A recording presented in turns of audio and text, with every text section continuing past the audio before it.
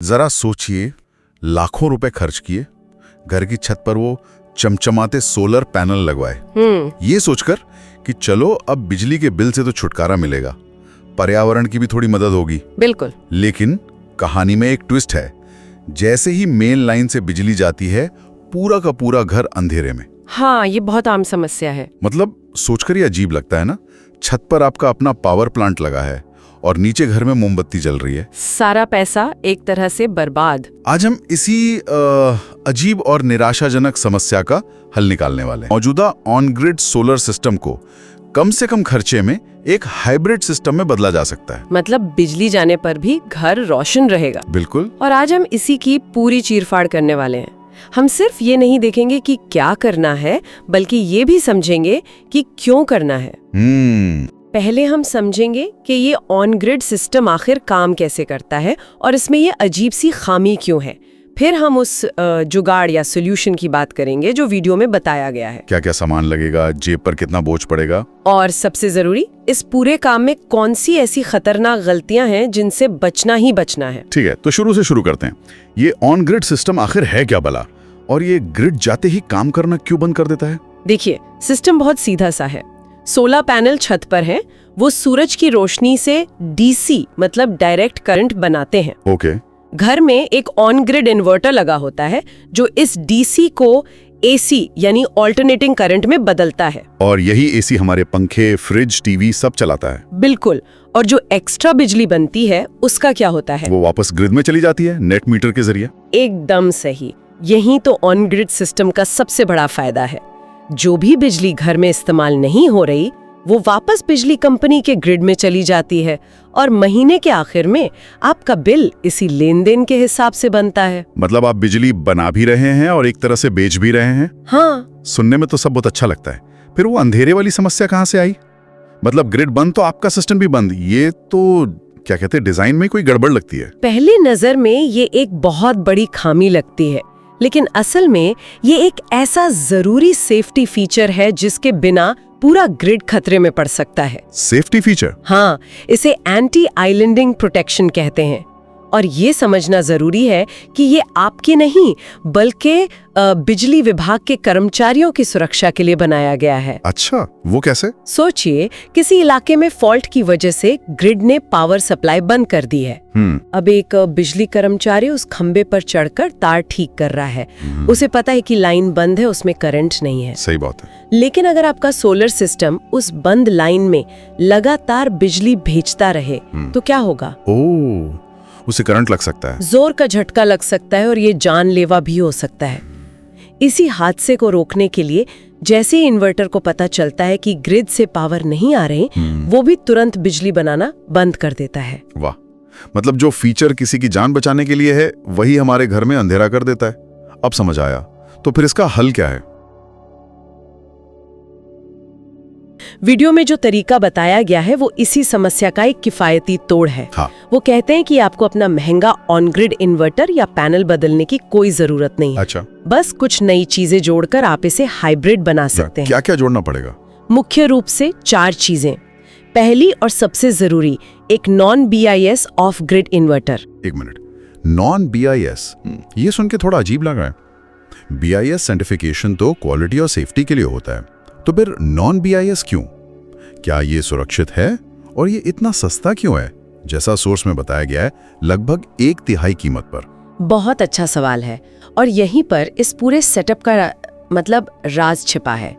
Non BIS का मतलब ये नहीं कि ये घटिया है। इसका मतलब है कि ये उन सख्त सरकारी नियमों के तहत नहीं आता जो ऑन ग्रिड इन्वर्टर के लिए जरूरी है। ओके।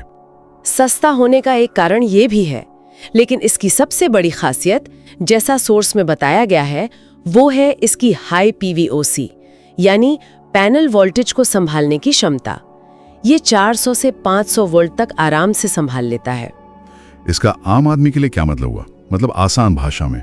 आसान भाषा में इसका मतलब ये हुआ कि आपके ऑन ग्रिड सिस्टम में जो पैनल जिस तरह से लगे हैं, उनकी तारों की पूरी बनावट, जिसे स्ट्रिंग कहते हैं, उसे छेड़ने की जरूरत नहीं पड़ेगी। अच्छा। ये इन्वर्टर उसी हाई वोल्टेज सेटअप के साथ काम करने के लिए बना है, जबकि ज्यादातर सामान्य इन्वर्टर्स सिर्फ 200 वोल्ट तक ही सपोर्ट करते हैं, जिसके लिए आपको छत पर जाकर पूरी वायरिंग बदलवानी पड़ती, जो एक बहुत बड़ा सिरदर्द है। समझ गया। तो पहला आइटम हुआ एक खास तरह का इन्वर्टर। दूसरा क्या है? दूसरा है एक बैटरी बैंक। आखिर बिजली जाने पर पावर यहीं से तो मिलेगी। ये आपकी जेब पर निर्भर करता है। आप सस्ती लेड एसिड बैटरी लगा सकते हैं या फिर महंगी और मॉडर्न लिथियम बैटरी। कितनी बैटरी लगती है इसमें?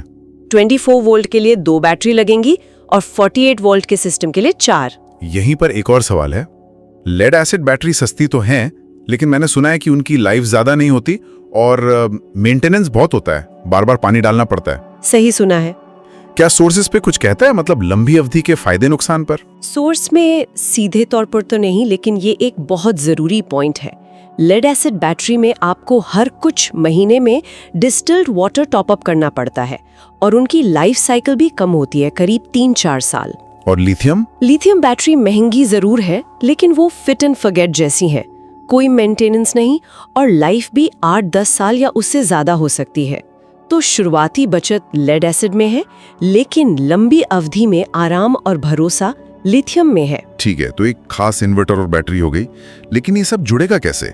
मुझे लग रहा है कि सिर्फ इन 2 चीजों से तो काम नहीं चलेगा। बिल्कुल। इन्हें पुराने सिस्टम के साथ जोड़ने और कंट्रोल करने के लिए भी तो कुछ चाहिए होगा। बिल्कुल सही पकड़ा। और यहीं पर तीसरी और चौथी चीज काम आती है, 2 MCB यानी मिनिएचर सर्किट ब्रेकर। अच्छा, MCB। इन्हें आप एक तरह का मैनुअल चेंज ओवर स्विच समझ सकते हैं। एक MCB सोलर पैनल की पावर को आपके पुराने ऑन ग्रिड इन्वर्टर से जोड़ता है। ओके। और दूसरा MCB उसी पावर को आपके नए ऑफ ग्रिड इन्वर्टर और बैटरी सिस्टम से जोड़ता है। तो मतलब जब तक ग्रिड से बिजली आ रही है, तब तक पहला MCB ऑन रहेगा और सिस्टम पहले की तरह काम करेगा, बिल कम करेगा।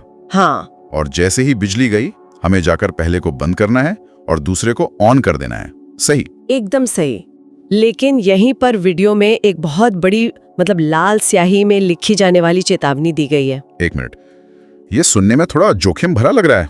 मतलब सारी जिम्मेदारी यूजर पर है कि वो सही समय पर सही स्विच दबाए। हाँ बिल्कुल। अगर कोई भूल गया या घर में किसी बच्चे ने या किसी और ने गलती से दोनों स्विच एक साथ ऑन कर दिए, तब तो बड़ा नुकसान हो सकता है। आपका डर बिल्कुल जायज है और यही इस सिस्टम का सबसे बड़ा रिस्क है। सोर्स साफ साफ चेतावनी देता है कि किसी भी हालत में दोनों MCB एक साथ ऑन नहीं होने चाहिए। अगर हो गए तो? अगर ऐसा हुआ तो सोलर पैनल से आने वाली हाई वोल्टेज DC पावर दोनों इन्वर्टर में एक साथ चली जाएगी। ओह। इससे उनके MPPT कंट्रोलर जो पावर को मैनेज करते हैं वो बुरी तरह कंफ्यूज हो जाएंगे, सिस्टम में बैकफ्लो हो सकता है और आपके हजारों रुपए के इन्वर्टर्स जल सकते हैं। बाप रे। ये एक पूरी तरह से मैनुअल सिस्टम है और इसमें सावधानी ही सबसे बड़ा बचाव है। ये तो बहुत जरूरी बात है। खैर, अगर कोई ये जोखिम उठाने को तैयार है, तो सबसे बड़ा सवाल पैसा कितना लगेगा, जेब पर कितना बोझ पड़ेगा इस पूरे सेटअप का। वीडियो में इसका एक अच्छा खासा अनुमान दिया गया है। वो नॉन BIS इन्वर्टर जिसकी हम बात कर रहे थे, वो करीब 24,000 से 35,000 रुपए के बीच मिल जाता है। और बैटरी? मुझे लगता है असली मार तो वहीं पड़ेगी। हाँ, बैटरी एक बड़ा खर्चा है। अगर आप 2 लेड एसिड बैटरी वाला 24 वोल्ट का सिस्टम चुनते हैं तो करीब 20,000 का खर्च आएगा। और 4 बैटरी वाला? अगर 4 बैटरी वाला 48 वोल्ट का सिस्टम चाहिए तो ये खर्च बढ़कर 40,000 रुपए हो जाएगा। लिथियम का बजट तो इससे काफी ज्यादा होगा।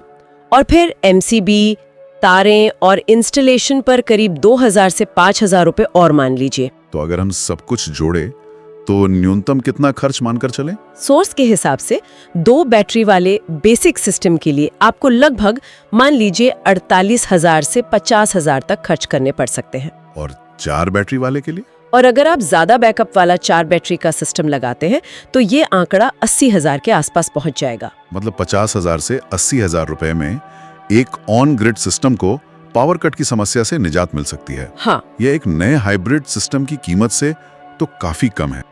लेकिन ये समाधान हर किसी के लिए है क्या? मतलब किन लोगों को इस तरह के मैनुअल सिस्टम के बारे में सोचना चाहिए? ये उन लोगों के लिए एक बेहतरीन समाधान है जो ऐसे इलाकों में रहते हैं जहां बिजली अक्सर जाती है, लेकिन घंटों के लिए नहीं बल्कि थोड़े थोड़े समय के लिए।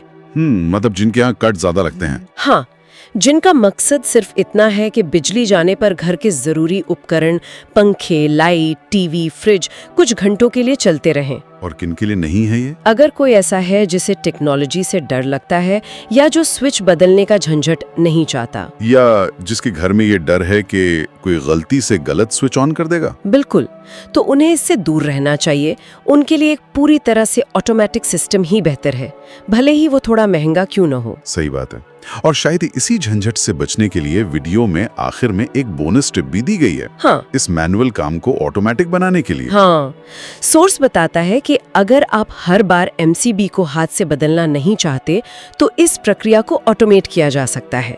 इसके लिए एक रिले और एक DC कंटैक्टर की जरूरत पड़ेगी। ये कैसे काम करेगा? जैसे ही ग्रिड की पावर जाएगी, रिले उसे महसूस करेगी और ऑटोमेटिक तरीके से सोलर पावर को ऑन ग्रिड इन्वर्टर से हटाकर ऑफ ग्रिड इन्वर्टर पर स्विच कर देगी।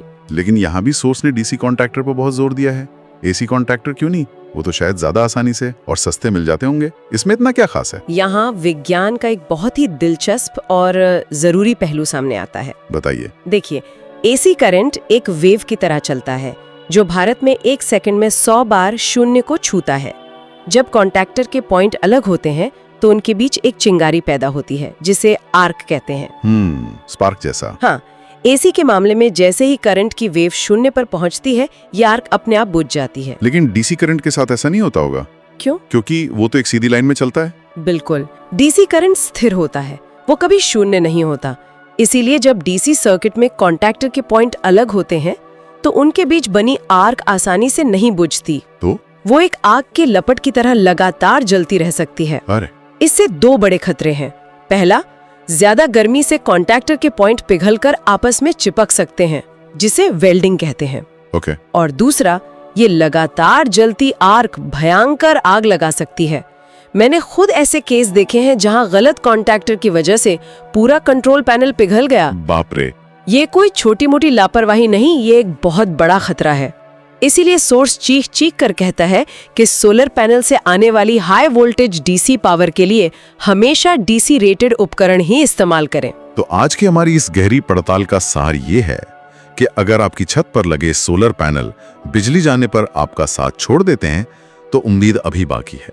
हाँ, एक किफायती जुगाड़ मौजूद है।